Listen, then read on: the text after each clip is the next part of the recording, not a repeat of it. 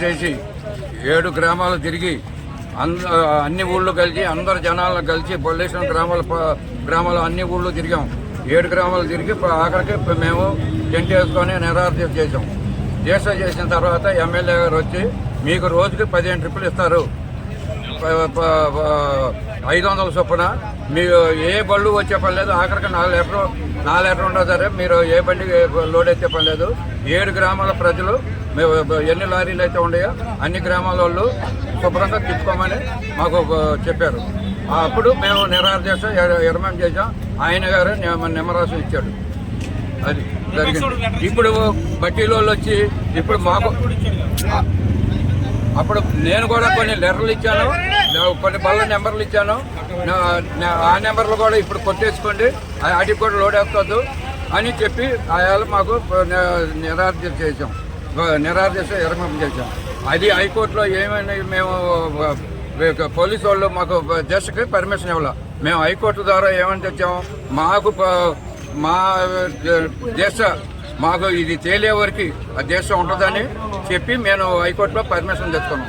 మేము ఎప్పుడైతే దీక్ష విరమణ చేసామో ఆ తెల్లారే వాళ్ళకి రిఫెక్స్ వాళ్ళకి పర్మిషన్ ఇచ్చారు.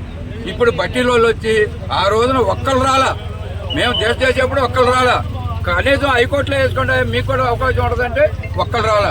ఇవాళ వచ్చి అన్ని చేసి పెడితే ఇవాళ వచ్చి మాకు కూడా బళ్ళు ఎత్తాలని వాళ్ళు తీసుకొచ్చి అడ్డం పెడుతున్నారు. వాళ్ళ ఊరు పోతే వాళ్ళు అడ్డం పెడతారు, ఇక్కడికి వచ్చి వాళ్ళే అడ్డం పెడతారు. అంటే ఇక్కడ మేము లోకల్లో ఏదైనా పర్వాలా అండి. మేము దీనికి ఒకటే చెప్తున్నాం, మేము దేనికైనా సిద్ధం, జైలుకి వెళ్ళడానికైనా సావడానికైనా దేనికైనా సిద్ధం. మమ్మల్ని తీసుకెళ్తే ఆడవాళ్ళు వచ్చి కూర్చుంటారు, మా ఫ్యామిలీలు వచ్చి కూర్చుంటారు.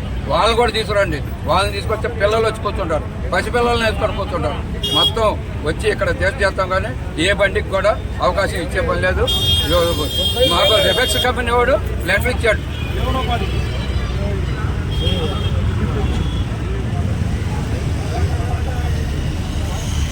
మాకు రిఫెక్స్ కంపెనీ వాళ్ళు మాకు లెటర్ ఇచ్చాడు. ఏమని ఇచ్చాడు, ఈ లోకల్ బళ్ళ వరకే నేను ఇస్తాను, మీ యూనియన్ బళ్ళకే మేము బళ్ళకు లోన్లు ఇస్తాము. హైవే అవ్వచ్చు, పట్టీలు అవ్వచ్చు, ఏదైనా సరే మీ బళ్ళు లోకల్ బళ్ళకే మేము ఇస్తాం. లోకల్ బళ్ళు లేని పక్షంలో ఈయన కనుక్కొని మేము మీరు బళ్ళు పెట్టకపోతే మేము బయట బళ్ళకి ఇస్తామని మాకు లెటర్ ఇచ్చాడు.